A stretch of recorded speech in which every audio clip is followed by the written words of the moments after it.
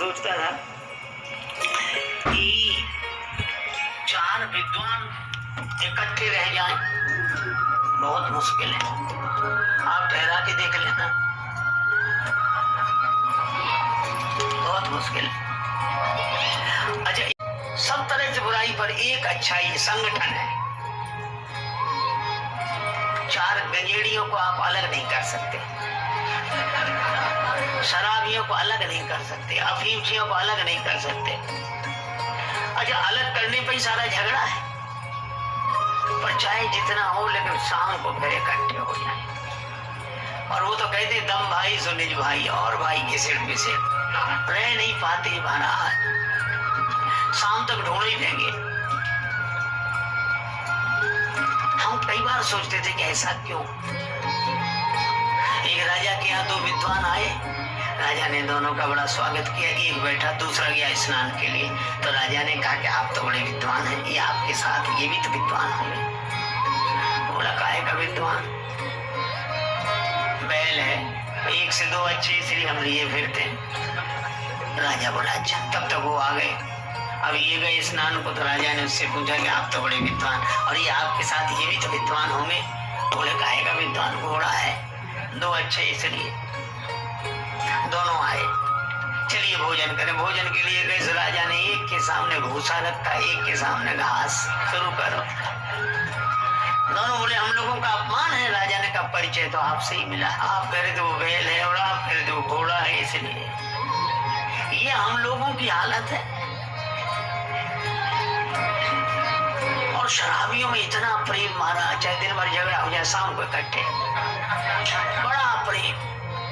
अच्छा, मैं समझ नहीं पाया कि ऐसा क्यों होता है। तो मुझे एक ही बात लगी कि गंजेड़ी, भंगेड़ी, अफीमची, शराबी, इनको लोग गाली देते हैं, अपमान करते हैं, और विद्वानों का सम्मान करते हैं, प्रणाम करते, आरती उतारते, पूजा करते, विद्वान है।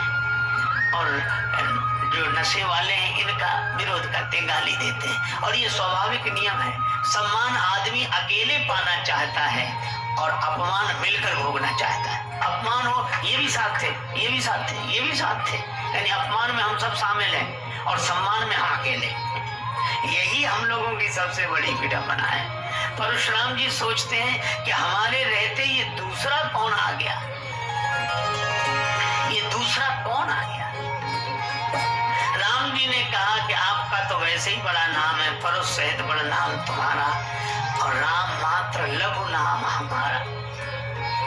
महाराज, हम आपको हाथ जोड़ते हैं, प्रणाम करते हैं।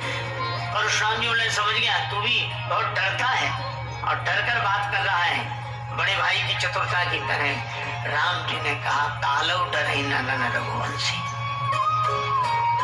लेकिन आप ब्राह्मण हैं, हमारी यह मर्यादा है, हम ब्राह्मण का सम्मान करते हैं। परशुराम जी बोले मेरा क्रोध शांत नहीं होगा जब तक फरसा न चले। राम जी ने सिर झुका दिया, तो चलाओ फरसा। कर कुठार आगे यह शीशा, अब फरसा ही न चले। और जब फरसा तो तब चले जब हाथ चले।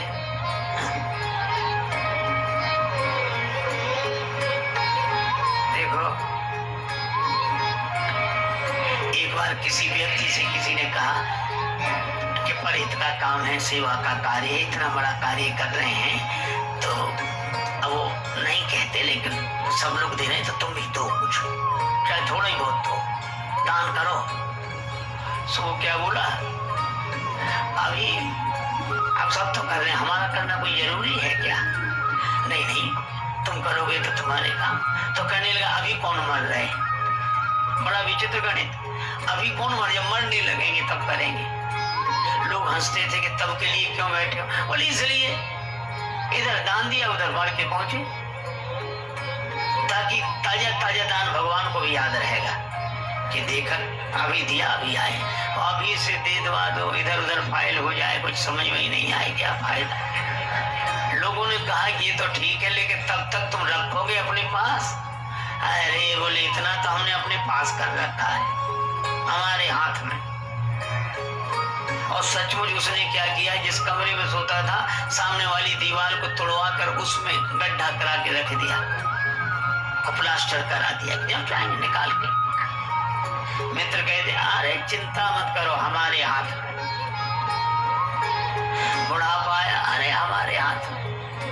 पर एक दिन भगवान की ऐसी विचित्र लीला, रात को पता नहीं क्या हुआ, अब न बोल पावे न लिख पावे, ऐसे ऐसे हाथ करे बोल भी ना पाए। मित्रों को बड़ा दुख हुआ, पर मित्रों ने कहा कि तुम कहते थे कि हमारे हाथ में, अभी भी तुम्हारे द्वारा दान करवा दे।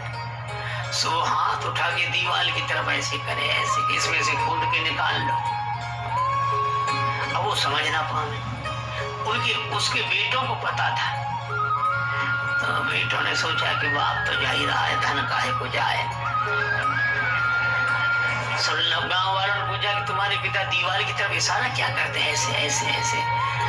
बेटे बोले पिताजी ये कहते हैं कि बचा कहाँ है देने के लिए, जो था तो सब इसमें लग गया, इसमें लग गया, इसमें दीवार में लग गया, मकान में लग गया। अब बोलो, मन की मन में रह गई, हाथ ही न चले। अच्छा कई बार हम लोग कहते चिंता मत करो, वो तो हमारे हाथ में, इतने लोग तो हमारे हाथ में, वो हमारे। बिल्कुल ठीक है, आपके हाथ में बहुत कुछ नहीं, भगवान की कृपा है, लेकिन आप यह तो सोचो सब कुछ तो आपके हाथ में है, लेकिन क्या आपका हाथ आपके हाथ में है? देखो घड़ी सबके हाथ में है ना? घड़ी सबके हाथ में है, लेकिन घड़ी किसी के हाथ में नहीं। किस घड़ी क्या हो जाए,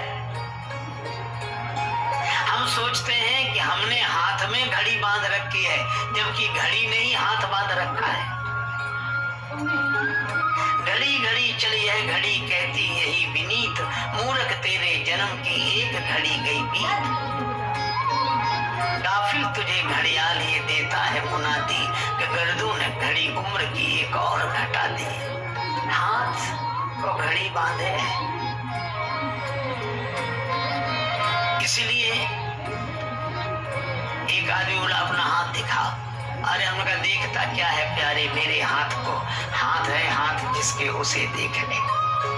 ताई बैर तजनाई माथा, काल करम जीव जाके हाथा। माया जीव काल के कर्म के सुभाए के करैया, राम वेद कहे सांची मन गुनी है। श्री तुलसीदास जी हनुमान बाहुक में कहते हैं। अब परशुराम जी से फरसा नहीं चल रहा, क्योंकि हाथ चले तब तो फरसा चले।